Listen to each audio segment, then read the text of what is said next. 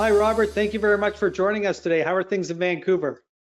Very good, James. Thanks for including Standard Lithium and myself in this event. Extremely impressive group of panelists. And Vancouver is wet as usual. I'm looking forward to getting back to Arkansas very soon. That's great. Robert, Standard Lithium is different from many other developers within the lithium sector because it's removing lithium from brine tailings using the Direct Lithium Extraction method, or DLE. And I want to start here. Explain how the DLE process works and how is it different from other mining methods that are used in lithium mining? Yeah, no, it's a great introductory question and explanation of who Standard Lithium is. So about half of the world's lithium, or just over half of the world's lithium, is produced from hard rock mining, predominantly coming from Australia. And then 30 to 40% of the world's lithium is produced from brine, primarily from South America. And the brine that's produced in South America is primarily produced using evaporation ponds. The direct lithium extraction process works with a brine feedstock, so lithium-enriched brine. And it is a selective extraction of lithium from that brine. So it's not filling large evaporation ponds in batches and waiting for that water to evaporate. It works to pull lithium from the brine selectively in a continuous fashion. It's deployed globally already in various jurisdictions, most notably in Argentina. Livent uses a form of direct lithium extraction at their project, their Hombre Muerto project, going on 3 decades now. Robert, that's a great explanation. I want to touch on the state of Arkansas now. As you mentioned, your projects are located in Arkansas, and it's not a state we think of when it comes to mining. So maybe you can just touch on the government and also the communities and what their views are on mining and how they are to work with. You know, Arkansas has been a tremendous place for Standard Lithium to build a business. The receptions that we've had at the community and the state level have been with open arms and looking how they can assist us in bringing this project into commercial production. It's unique of any project in the United States. It may not be a familiar name in the mining space, but they've been producing minerals from brine since the late 1950s in Arkansas, predominantly bromine. So Arkansas is number 2 in the world for bromine production. South Arkansas, they pump over 9 billion gallons annually for bromine production to the surface, and it's reinjected. What that means for a company like ours is there's a mature regulatory statutes and policies in place. So there's no surprises when you're building a project.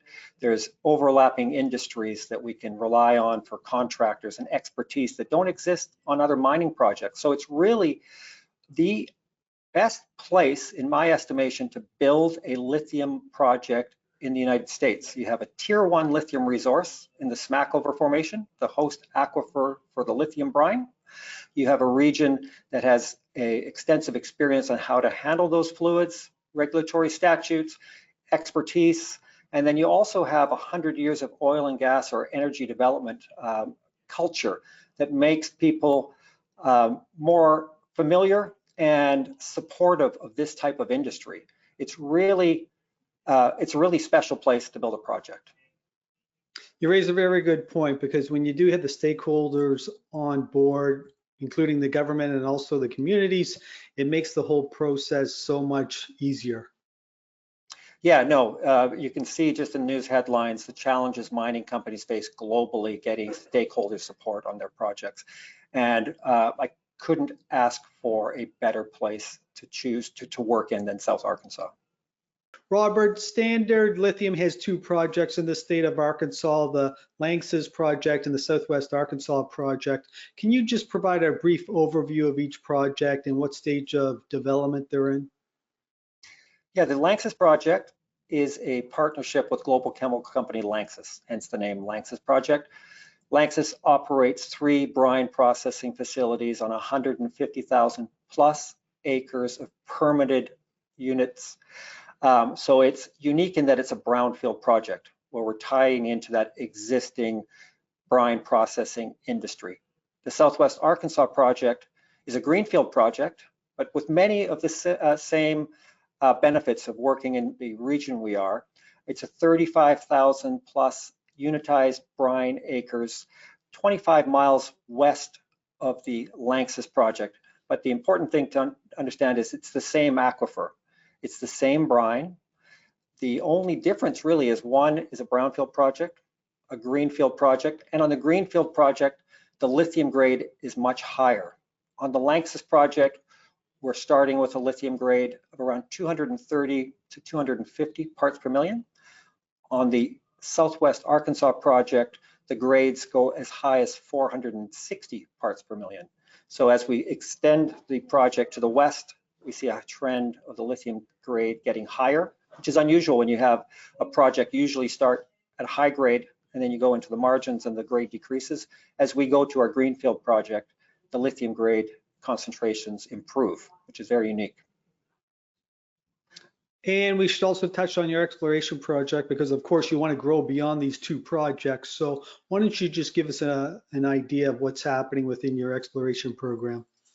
Yeah, over the last 2 years, we have been working to identify areas within the Smackover Formation, so the host aquifer, where we believe that trend of increased lithium concentration continues. So west of where we are at our Southwest Arkansas project, we've spent the last 2 years doing reviews of thousands of miles of 2D seismic, getting water samples from operators in the area. And in November, we announced that we had initiated a exploration expansion program and have drill spinning on targets that we have to the west of our Southwest Arkansas project. We'll be wrapping up that exploration program very soon, and we'll be releasing the analysis from those test sample programs very soon after that as well. But the important thing to really highlight is the formation, the Smackover Formation, is a globally significant lithium aquifer. It's the only tier 1 lithium brine resource in North America, the highest reported lithium concentrations in North America by far, in a region where you can build a project. We like to call it the Permian Basin of lithium. So as we build out our projects in stages, responsibly building projects sequentially, we will be able to point to opportunities to significantly expand our land portfolio, and our purpose for this is to make the Smackover Formation the primary lithium development in North America to address North American lithium demand. Robert, I want to move on now and discuss your partnerships because another element that makes Standard Lithium very unique is its partnerships with Koch Industries and also LANXESS. Many people in North America are familiar with Koch Industries, but they're not familiar with LANXESS. So provide us with a little bit of background on LANXESS. Where's the company based and what exactly do they do? Yeah, LANXESS is a global chemical company. They're headquartered in Cologne, Germany. They acquired the assets that we're working with LANXESS on in South Arkansas in 2017 through the purchase of Chemtura. So they now operate the largest brine processing facilities in North America. The 3 plants that they operate in South Arkansas, processing 4 billion gallons worth of brine annually for bromine production. Standard Lithium entered into agreements with LANXESS soon after they made that asset purchase. That's when we got into South Arkansas. So very serendipitous timing for our entry into South Arkansas, aligning with LANXESS's entry into the bromine business. So it's an important relationship for us because it's allowed us to leverage that investment and that asset they have and put our attention into de-risking and scaling up our direct lithium extraction process and not have to deploy tens of millions of dollars in exploration and resource development work. We've been able to tie into that existed permitted operations to put all of our attention on managing, scaling, testing, and proving out a extraction process that we can now look to scale to commercial production. When we go towards commercial production, the project also benefits from those permits and existing operations that LANXESS has. So phase 1A of our commercial development, that will be located at one of the LANXESS facilities, their LANXESS South plant, on private property. So not having to deal with the federal government or extensive permitting reviews, dealing with private property on a project that's already permitted for brine processing, production, and reinjection, having infrastructure already at the site, rail, water, power, parking lot, adjacent to a 4-lane highway. It really puts us on a clearer path to getting into commercial production, removing many of those infrastructure and permitting risks that every other project faces. On phase 1A, we've identified 2 permits that are required: a minor air emissions permit for evaporator crystallizers and boilers, and a surface water discharge permit. State level permits only, no federal permits. So that partnership with LANXESS allows us to move the project towards commercial production with a greater sense of clarity and certainty on the permitting. That's a great overview of LANXESS. Let's move on to Koch Industries. How did that relationship with Koch begin, and why exactly did they make an investment in Standard Lithium? Again, I can speak from Standard Lithium's perspective, or my perspective. Can't speak on behalf of the Koch team. But we started a strategic outreach program in the summer of 2020, looking to bring in a strategic investor and also an investor that would bring in expertise to help us build the projects that would be complementary to what we're doing with LANXESS. Koch was near the top of that list. In the spring of 2021, we started a dialogue with the team at Koch Strategic Platforms. By the summer of 2021, we were able to do site visits and tour the project together and align on not just how an investment would assist Standard Lithium in moving this project towards commercial development, but on how different Koch businesses would be able to benefit Standard Lithium from their expertise on how we build the project. Koch made the investment in December of 2021, $100 million US. They're our largest shareholder. Subsequent to that, we've made several announcements with other Koch-related business. Most recently, after a competitive bidding process, Koch Optimized Process Design, or OPD, was awarded the Definitive Feasibility Study and full front-end engineering design for our phase 1A project. That's underway now. We announced that in September. That will be completed in the first half of this year. That's an important business relationship. They were awarded that on the technical merits for the project. It's an expertise that they're bringing. We're also working with Koch Engineered Solutions. If you toured the project and you were at our site in Arkansas today, you'd see a Koch membrane pilot plant pre-treating the brine before it goes into our demonstration plant. We're also working with Koch Minerals and Trading, one of the world's largest commodity brokers, on procurement and costing and logistics for reagents and materials for the project. So they are an extremely important investor, but they also bring skills, expertise, know-how that benefit the projects. All successful projects require partnerships. We're benefiting with LANXESS, permitted brine operations, and with Koch as an investor, and also their expertise across numerous businesses that align with what we're building in Arkansas. And you mentioned that Koch made a $100 million investment. What percent are they as a shareholder? They're about just between 7 and 8% shareholder in Standard Lithium. Robert, I want to move on now and discuss your balance sheet. As you mentioned, you have a definitive feasibility study on phase 1A coming out in Q2. So I don't want to discuss the economics, but why don't we just touch on your balance sheet? How much cash do you have on hand, and how will you allocate that cash in the coming year? Yeah, as of September 30th, our last reporting quarter, we had over 120 million Canadian in the bank. So we're fully funded for all of the work, the definitive feasibility study on phase 1A, also the preliminary feasibility study that's underway on the Southwest Arkansas project. So both of those are fully funded. We will still have a strong treasury at the end of those, which includes the expansion work that we have underway and that exploration program as well. And given the nature of your business, you have a lot of funding opportunities, one of which would be the Inflation Reduction Act. What's available within the IRA which can help you move your projects along?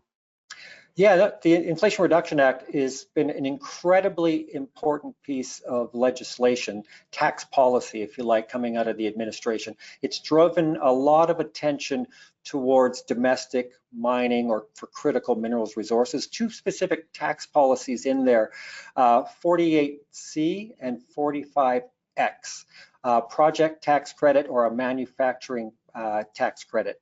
Both of those will be extremely beneficial to U.S. critical minerals projects.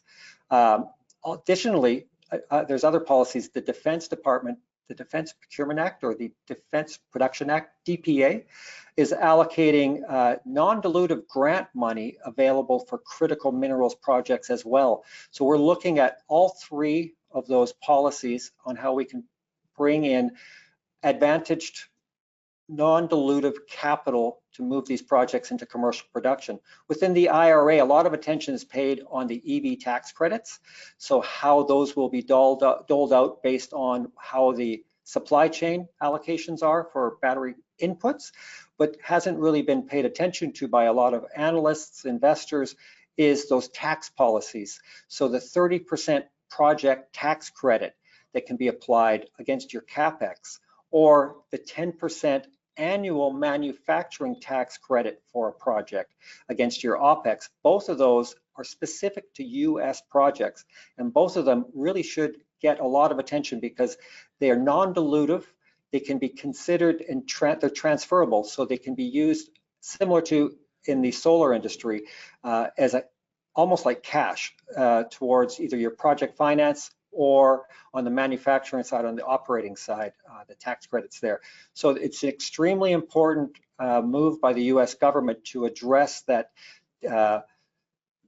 position where the country is at the challenge of having outsourced their supply chain for so many years. This new policy is really going to make US projects stand at the front of the line for project development, not just because it's required for the batteries, but because they're very cost competitive as well. And Robert, another option available to Standard Lithium and other lithium producers would be OEMs and also battery manufacturers. Is this something that you are exploring? Yes, I don't think we're unique in that the interest in securing offtake, but I can speak from my personal experience. I spent a significant amount of time over the last year bringing global auto OEMs to South Arkansas to show them what we're building, why I believe that we'll be the first new project in the United States to go into production. Tier 1 battery companies have been extremely interested in securing offtake as well. Additionally, there's interest from global energy companies who are looking to get into the lithium or the critical mineral space as well. So those levels of interest are at a point where, and again, this is probably across numerous companies, not just our own, where creative ways to bring in either prepayment schedules, project ownership, non-dilutive ways to get projects financed through creative project finance structures. Those are all things on the table for us. The interest is been incredibly high since the IRA was announced as well, specific to sourcing domestically. We'll be continuing to do that work over the next few months, bringing more and more of these offtake interest parties to South Arkansas. And if the right deal structure is in place that works for Standard Lithium, its investors, and also for the offtake customer, strategic partner, it's something that you may look for an announcement coming in 2023.